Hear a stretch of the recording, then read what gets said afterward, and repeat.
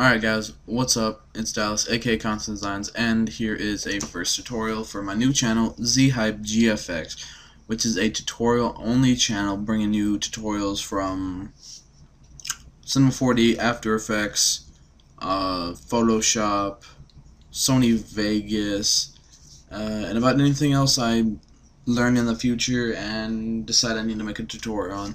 But today's tutorial is going to be on random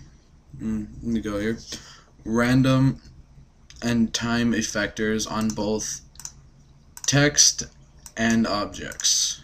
Alright, so let's get started with text, which is because it's a little bit easier. So you picture text. I'm gonna do Z-Hype, I guess. Do whatever you want, pick that. I kinda like it like this. Alright, and with this it's really easy. With this, all you have to do is put a random effector on, so it kinda messes the text up. All you need to do is go down here to transform, and transform mode you can mess with. I wouldn't really mess with most of that. The random mode, you got 4 different types. I really haven't figured out what all 4 of these do, but they do something. So just keep it at random. And if you can't tell right now, I'm a little sick, but it's whatever. Pretty much all you need to do for the random effector is move this to how you want it. See if you want it to go like, if you want the text to move from a certain place, you have it all set around. Let's go. Let's put all the text out, and then it comes in. Or what and you could also add some rotation to it, make it look good. No, you can't really see it now. Nope. So you can see that this is giving the text some rotation. So when you bring it in, all you see is boom, Z-Hype. And that's what I use for some of my intros. It's better with random effector, I think. So it plays out nice and easy.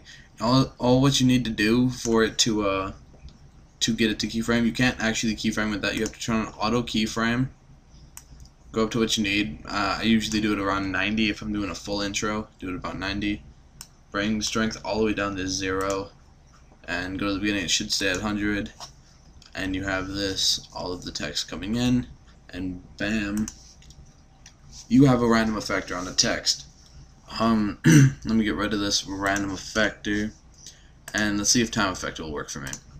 I'm having some troubles with time effector. It's not showing up. Like, okay, this time it showed up. Time effector is really just moving whole text and not like certain letters. It's just moving the text as a whole. So no, I want you down. What you do is you can move it to the side, move it up, move it in, back, forth, up, down, left, right, side to side. Turn the text, do what you want, bring it down,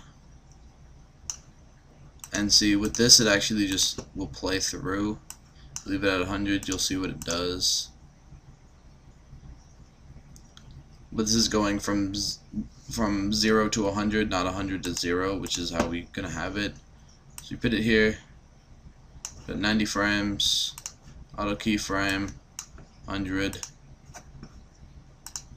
bam. This makes it go up and back. It's pretty easy. And then you can add, actually, you could do like I do in a couple of my intros. I add a random and a time effector to it, so it gives it a nice little feel too. It might be kind of hard to see because I'm way zoomed out on it, but moving everything and it. I have no science to this. Let's go up to 90. Let's bring this down to 0. And this kind of just plays out Z-Hype. See how that works? See, random effectors look good by themselves. Time effectors do not. So you add a time effector and a random effector to your text, and you have what you see in front of you. It looks pretty damn cool, and in my opinion. So let's get rid of all of this. Disable auto keyframe. Let's see. Let's add. I don't know. Let's add some tubes. Alright, let's take these coordinates. No, I don't want to do that. Let's take this, bring this up to 90 degrees, so it's a perfect up and down. Sorry, it's a little bit late. Do that. Outer radius.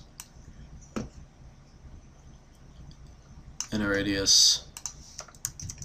Copy. Turn.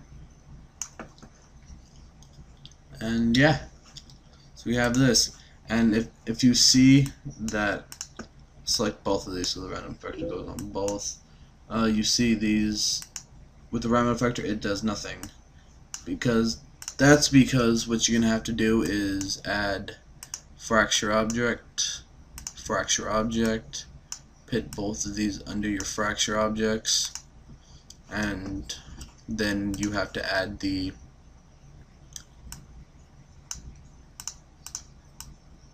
random effector onto those, and then you see it works. Now it completely works, and everything goes everywhere, and it looks nice and professional, and you have it going boom boom wham wham, whatever you want. So this go all the way up. I really don't care, and see it goes really fast, and turn that on and get to that and go all the way down, and you have a spinning thing. And that's just random effectors, and I don't use time effectors for this. Let me check the Facebook. Yeah, sorry, I had to check my Facebook for a second. But that is the basics of random and time effectors on Cinema 4D. Next tutorial is most likely going to be about the basics of motext or lighting.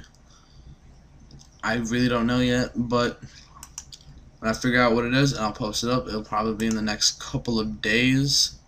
This has been Dallas, aka Constant Designs.